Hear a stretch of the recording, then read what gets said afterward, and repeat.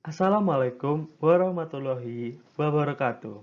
Salam sejahtera, Om Swastiastu, Namo Buddhaya. Yang berbahagia para penonton setia KKN PPM Bumiaji, izinkan saya memperkenalkan diri. Saya Ireneus Seno Prasojo dari Subunit 1, Dusun Junggo, Desa Tulungrejo, Kecamatan Bumiaji, Kota Batu. Pada kesempatan hari ini, saya akan berbagi sedikit tentang lalat hitam atau yang biasa disebut sebagai black soldier fly. Ini lalatnya khusus karena hanya memproses limbah-limbah organik saja. Mari kita simak uraian berikutnya.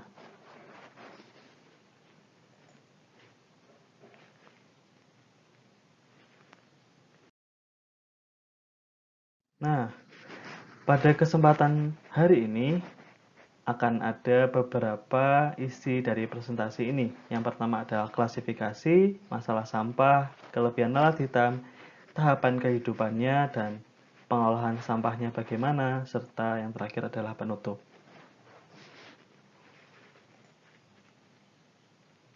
Yang nomor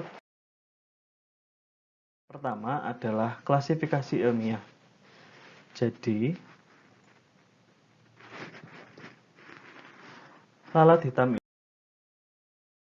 ini tergolong sebagai kingdom Animalia dengan film Arthropoda, kelas Insecta dengan ordo Diptera dan familia Stratomidae dan genus Hermetia, serta spesiesnya adalah Hermetia illucens. Berikut di sebelah kiri terdapat gambar tabel yang berisi klasifikasi secara taksonomi dalam bidang biologi, dan di sebelah kanan terdapat gambar dari lalat hitam tersebut.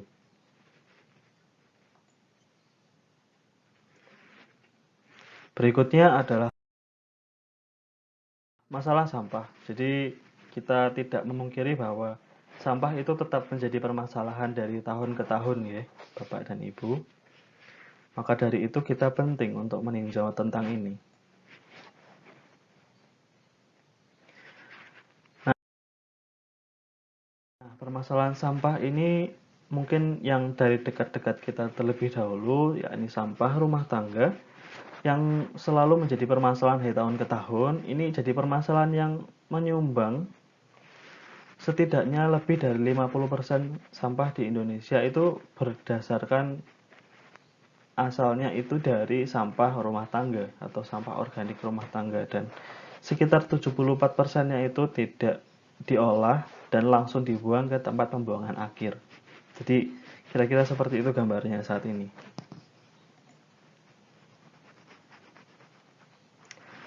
Berikutnya. Nah, apakah yang dilakukan si lalat hitam ini? Jadi, menurut Fahmi pada tahun 2015 mengatakan bahwa biokonversi itu adalah salah satu cara untuk mengolah sampah yang bentuknya itu bisa diubah menjadi makanan untuk belatung. Jadi, yang menurut kita sampah itu belum tentu menurut si lalat ini adalah sampah. Jadi, sampah itu memang menjadi makanannya, terutama sampah yang basah dan bersifat organik. Itu sangat bagus untuk menjadi asupan gizi dari si larva lalat hitam ini. Jadi ini ada proses biologi yang terdapat di dalamnya. Jadi lalat hitam ini mengonsumsi energi dari sampah tersebut untuk diubah menjadi bahan yang lebih sederhana dan ramah terhadap lingkungan. Begitu. Berikutnya, nah, ini ada beberapa kelebihan lalat hitam.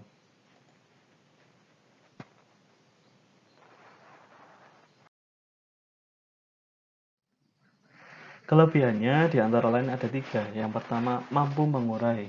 Kemampuan untuk mengurai sampah ini memiliki sebesar 70% dibandingkan lalat yang lainnya. Jadi ini dapat mengurai sampah organik lebih cepat, 70%. Misalnya ketika kita punya 1 gram larva dari lalat hitam ini, itu dapat mengurai sebanyak 3 hingga 4 kg sampah basah organik. Kemudian selain sebagai pengurai, dia juga dapat menjadi pakan ternak karena kandungan nutrisinya yang tinggi, yakni sebesar 50% untuk kandungan protein dan lemaknya hanya sebesar 25%. Berikutnya lalat ini mudah dibiakkan dengan 3 tahapan utama sewaktu hidup. Mari kita lihat di slide berikutnya nggih.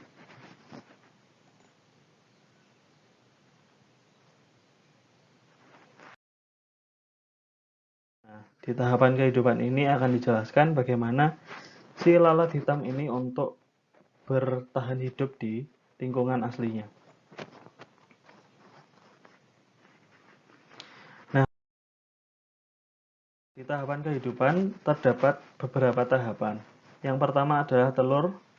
Itu biasanya mereka dapat bertelur hingga 900 butir sekali bertelur dan membutuhkan 18 hari untuk menjadi larva. Jadi larvanya ada 18 hari, terus dari telur ke larvanya 4 hari.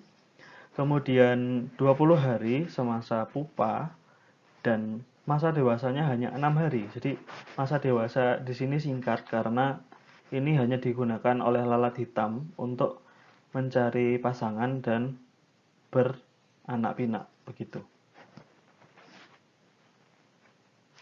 Berikutnya mungkin akan saya jelaskan tentang penggunaan dari lalat hitam ini.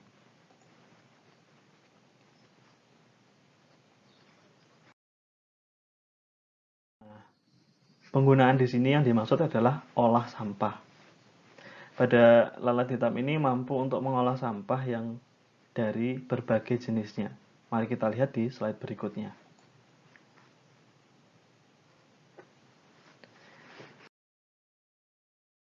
Nah, pada slide ini terdapat penjelasan yakni ada beberapa jenis sampah yang dapat diolah oleh lalat hitam ini.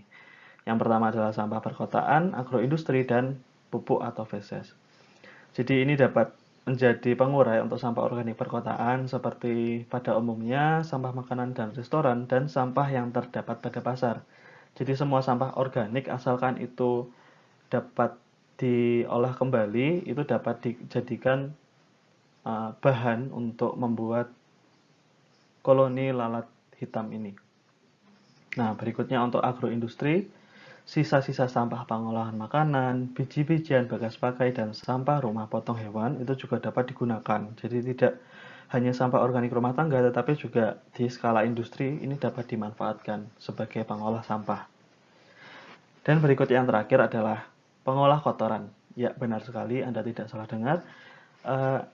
Lalat hitam ini memiliki kemampuan yang sangat bagus untuk mengurai kotoran karena biasanya kan kotoran itu identik dengan bau dan bau dari kotoran ini dapat diuraikan oleh si lalat hitam. Hebat bukan? Nah, di slide berikutnya ya, kira-kira sekian informasi yang dapat saya sampaikan. Kurang lebihnya mohon maaf. Saya Irene Seno Prasojo undur diri. Wassalamualaikum warahmatullahi wabarakatuh. Terima kasih dan salam sehat.